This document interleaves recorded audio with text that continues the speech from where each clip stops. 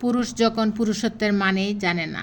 পুরুষ মানে নারীদেরকে ডমিনেট করা নয়। তোমাকে আমার কথা শুনতে হবে, মানতে হবে, আমি যেটা বলছি সেটাই শেষ কথা, এটার মানে পুরুষত্ব নয়। নারীদের কাছে পুরুষ মানে হলো তোমার মনের ইচ্ছাগুলো প্রকাশ করো, আমি আছি। তুমি পথ চলা শুরু করো, কোথাও আটকালে আমি আছি। কাউকে আটকে রাখা, বেঁধে রাখা, বকা দেওয়া, অত্যাচার করা পুরুষত্বকে মানায় না। পুরুষত্ব মানে আমি তোমার জন্য সব কিছু করতে পারি, শুধু বলো তুমি কি চাও। নারী তার শখের পুরুষের মধ্যে এই পুরুষত্বটাই খুঁজে।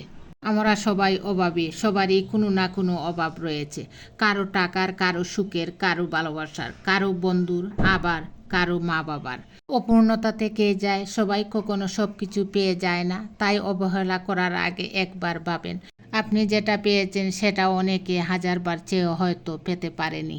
একটা সম্পর্কে ঝগড়া চরম পর্যায়ে পৌঁছে যাওয়ার পরও যদি কাছের মানুষটা তোমাকে ছেড়ে না যায়, তাহলে বুঝে নাও সেই মানুষটার কাছে তুমি খুব দামি। তাই তার দুর্বলতা জেনে তাকে আঘাত না করে সেই মানুষটার ভালোবাসাকে সম্মান করো।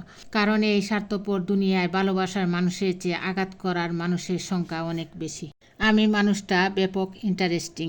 কেউ কেউ মনে করে আমি খুব হাসি খুশি থাকা মানুষ, কেউ ভাবে শান্তশিষ্ট, কেউ জানে প্রচণ্ড বদমেজাজি আমি। কেউ কেউ ভালোবাসে আমাকে, আবার কারো কারো আমার নাম শুনলেই ঘেন্না লাগে। কারো কাছে আমি খুব মিশুক মানুষ, আবার কেউ ভাবে আমার ইগো বেশি। কিন্তু আমাকে কেউ আমার মতো করে কোনো দিন বুঝে নাই। এই ব্যাপারটা আমার কাছে খুব আফসোসের। দিন শেষে যুগ বিয়োগ করে মিলিয়ে দেখি আমি বড্ড একা। কিছু কিছু স্বামী আছে, তারা স্ত্রীকে কখনো মানুষ বলে মনে করে না, কখনো স্ত্রীর মান অভিমান বোঝার চেষ্টা করে না। তারা ভাবে স্ত্রীর রাগ অভিমান বাঙ্গালে পুরুষত্ব কমে যাবে। তারা ভাবে স্ত্রী তো আমার টাকায় চলে, আমি কেন রাগ বাঙ্গাবো, বরং স্ত্রী আমাকে তেল মাখিয়ে চলতে হবে কারণ আমি পুরুষ।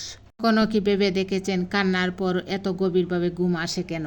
সবচেয়ে কষ্টের মুহূর্তে যখন সবচেয়ে কাছের মানুষটাও দূরে চলে যায় এবং আপনি খুব অসহায়, একাকী মনে করেন, তখন আপনার রব আপনাকে সব কিছু থেকে দূরে সরিয়ে গভীর ঘুম আচ্ছন্ন করে দেয়, যাতে আপনার ক্লান্ত মন ও মস্তিষ্ক শান্ত হয় এবং আপনি কষ্টটা ভুলতে পারেন।